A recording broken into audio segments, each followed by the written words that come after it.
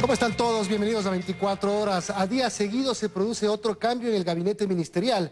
El presidente Correa anunció que Margarita Guevara deje el Ministerio de Salud y en su reemplazo asume la actual viceministra Verónica Espinosa. Cambios en el gobierno.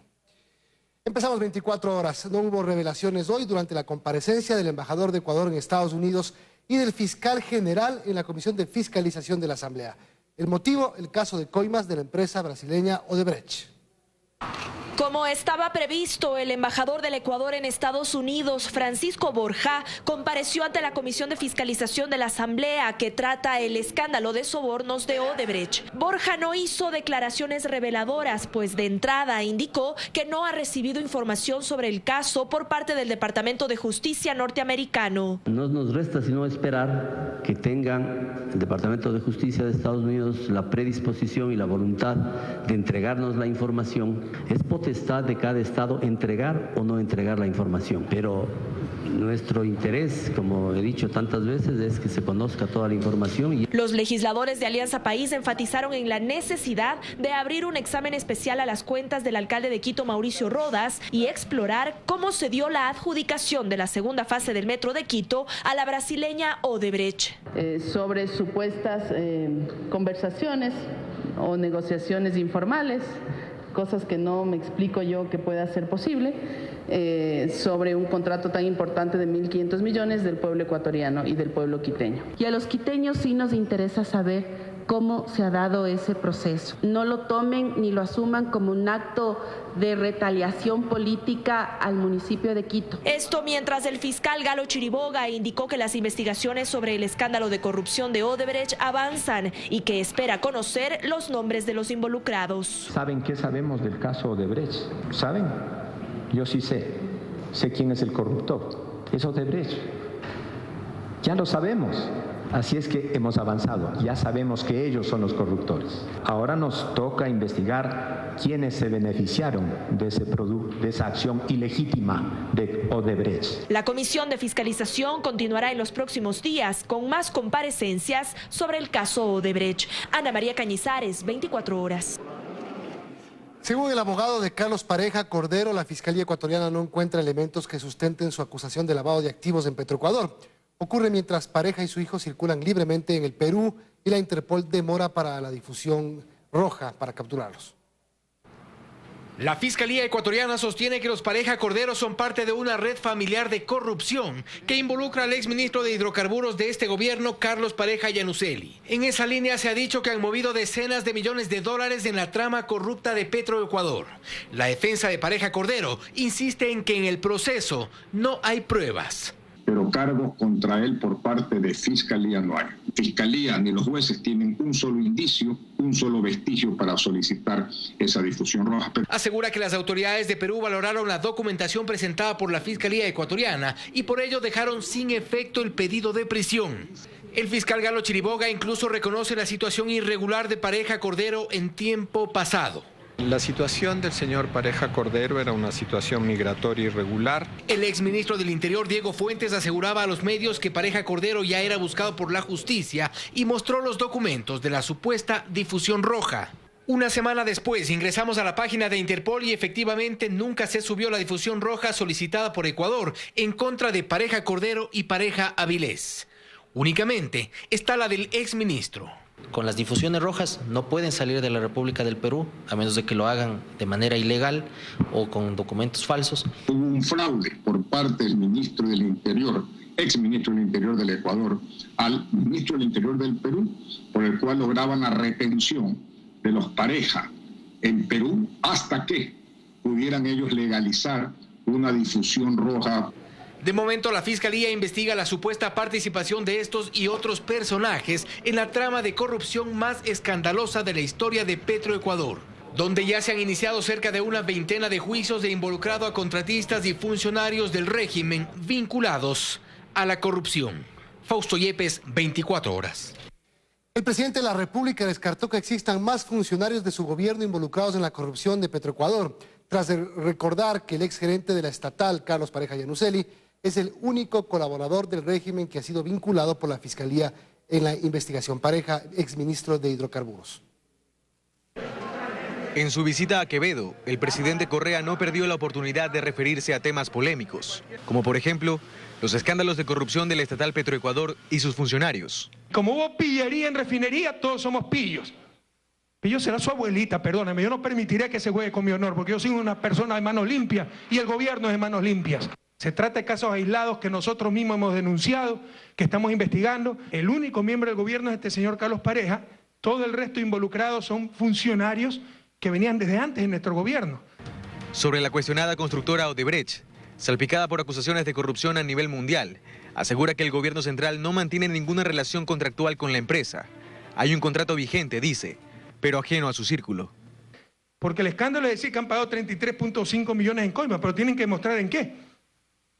Y el mayor contrato es el Metro de Quito con el municipio de Quito.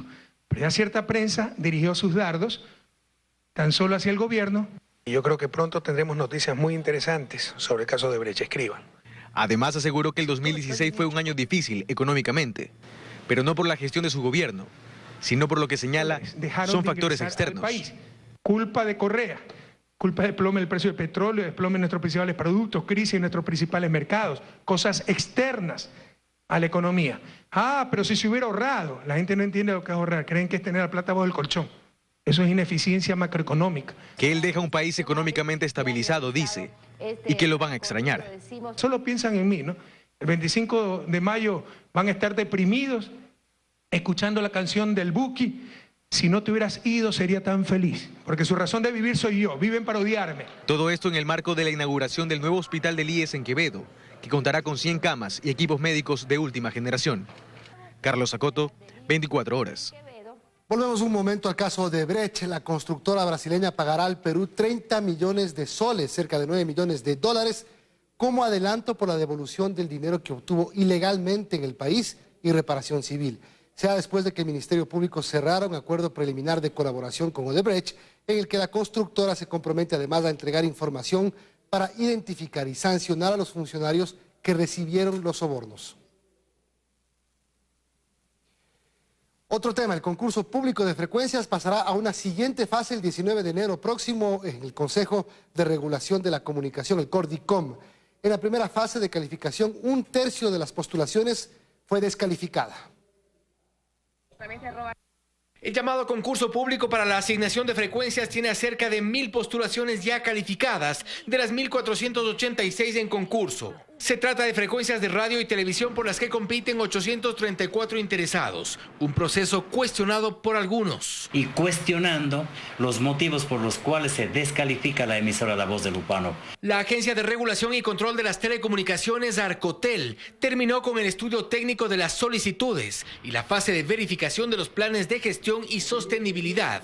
Y como resultado, 1/3 de las postulaciones quedó fuera. Así, fueron calificados 969, descalificados 497, inadmitidos 17, desestimaciones 3. Estos expedientes con los mejores puntuados por cada frecuencia pasarán al Consejo de Regulación de la Comunicación Cordicom, que se encargará de evaluar los proyectos comunicacionales. No obstante, la primera fase recibe desde ya varios cuestionamientos. Argumentan algunos artículos de la ley en definitiva que tendrían que ver con acaparamiento de frecuencias, situación que no existe. No es que se está diciendo a esta radio así, pónganle 0, a esta radio pónganle 20. No, absolutamente nada de eso. Esto es eminentemente técnico. Algunos de los postulantes esperan la resolución de recursos a la espera de seguir en el proceso. En este momento se encuentran en sus manos la documentación no solamente de La Voz de Lupano, sino pues de cientos de concesionarias a nivel del país.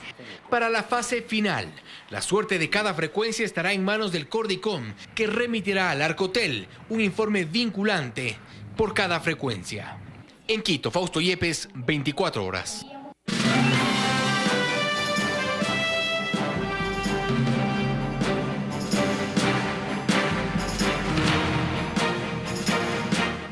El Consejo Nacional Electoral entregó credenciales a la policía para que sus miembros puedan ejercer el voto facultativo en cualquier junta del país.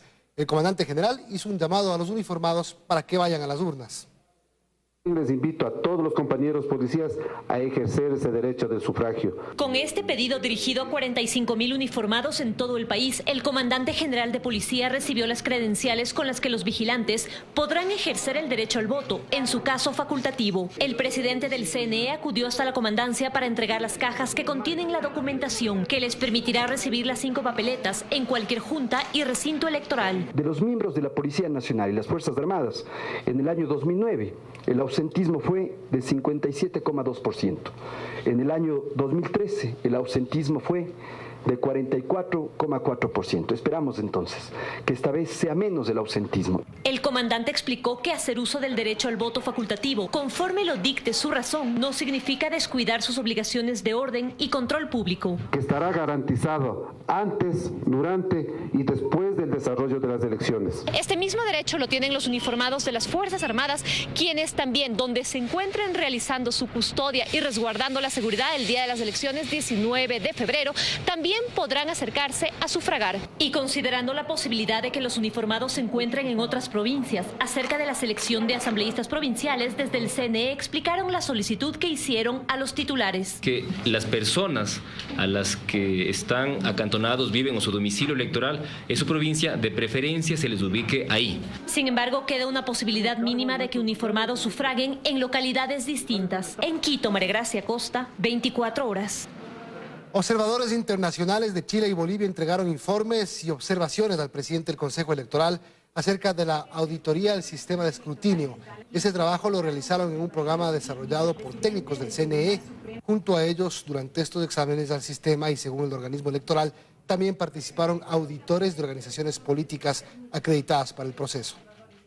Hemos estado participando de manera muy cercana con el área de auditoría de calidad, con las organizaciones políticas. Hemos visto en la secuencia general una calidad importante en el desarrollo del software, está ajustado en las buenas prácticas, está dentro del estándar que ustedes desarrollan, estimado presidente.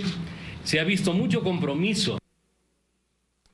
Los candidatos presidenciales realizan sus campañas en diferentes provincias. En este tercer día, el tema central de los políticos fue la protección de la dolarización. La Plaza Belmonte en Quito fue el escenario para arrancar las actividades de campaña del binomio del movimiento Creo en la capital. Guillermo Lasso criticó las declaraciones de Moreno sobre la dolarización. Que quieren moneda propia para devaluar y meterle la mano en el bolsillo a los ciudadanos ecuatorianos. La alternativa del cambio defenderá la dolarización en el Ecuador. Sobre este mismo tema, desde Ambato, Cintia Viteri, candidata del Partido Social Cristiano, criticó las declaraciones del candidato de Alianza País sobre tener moneda propia. Tu salario se hace polvo si volvemos a moneda propia.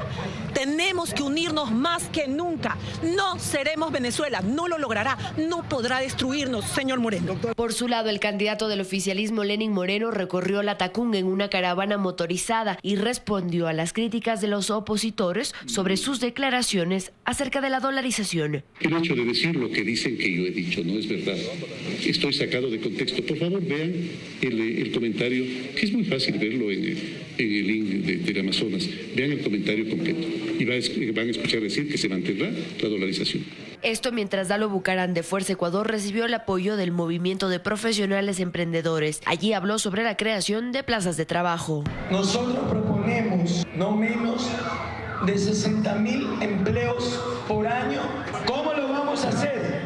En un acuerdo público-privado.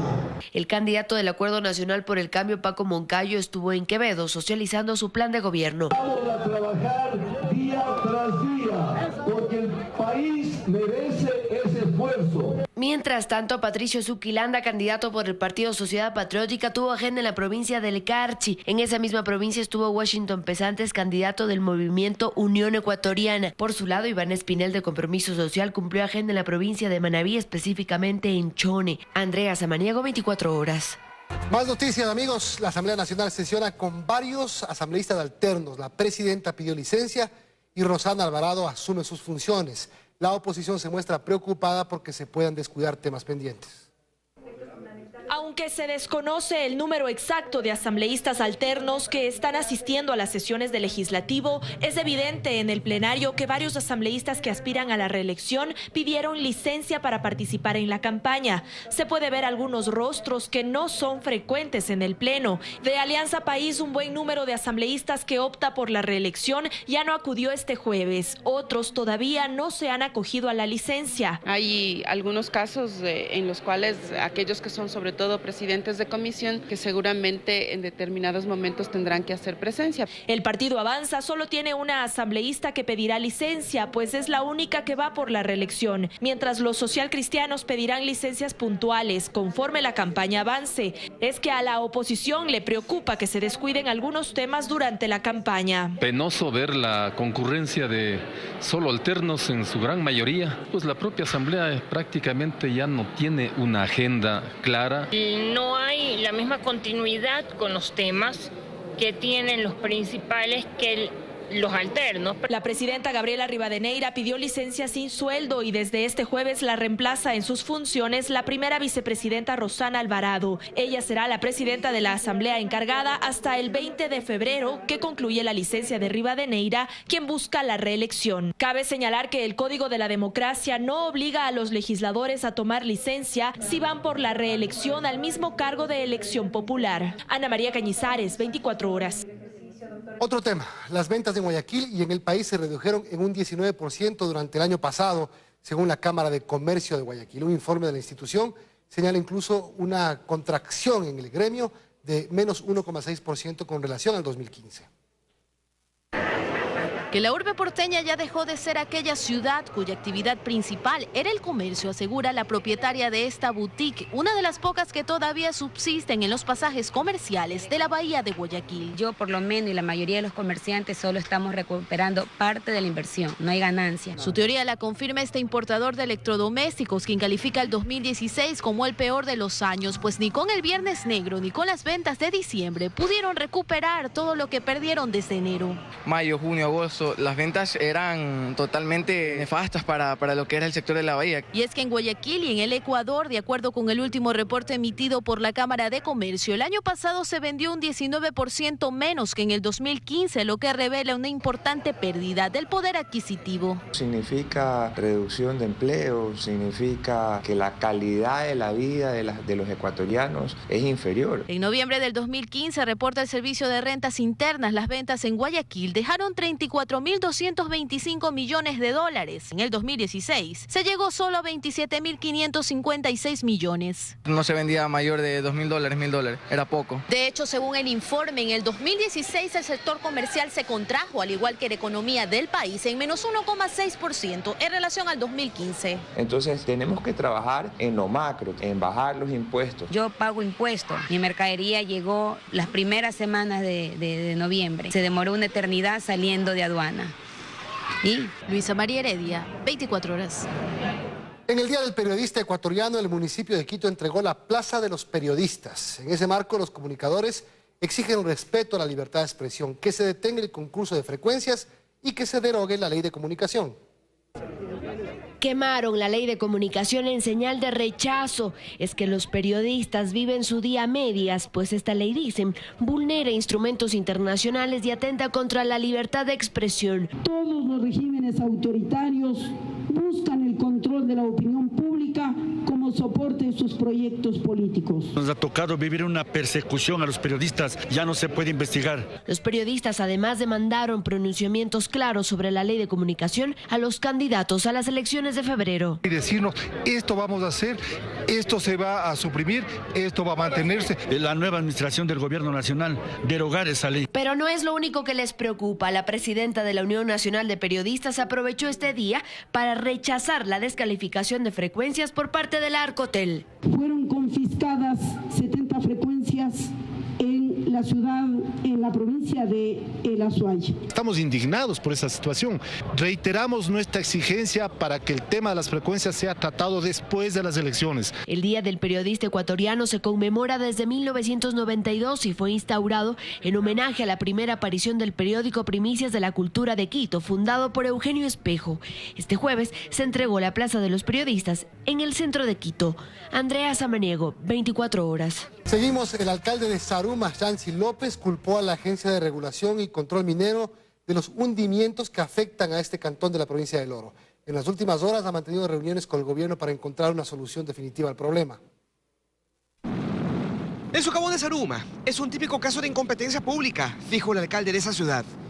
Él mismo lo advirtió a la autoridad competente muchos meses antes de que suceda, pero nadie hizo nada. Lo hicimos de forma directa al organismo de control. En este caso, quien se encarga de la minería y de la regulación de la minería es la Agencia de Regulación y Control Minero, ARCON, la misma a la que se le presentó las denuncias de forma escrita, de forma verbal, en reiteradas ocasiones, en reuniones en Zaruma, y ellos decían que no pasaba absolutamente nada. Aquí está la última de las tantas comunicaciones que hicieron en agosto del año pasado, pidiendo tomen el control del caso.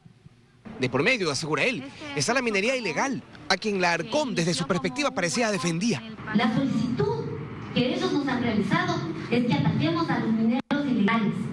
Para nosotros los mineros ilegales son los que no han iniciado un permiso, una solicitud. Recién ese miércoles, cuando el hueco deshabilitó a una escuela, recibe una llamada de Quito para reunirse con los ministros del ramo, para ver qué se hace. Pero el daño y la amenaza es inminente.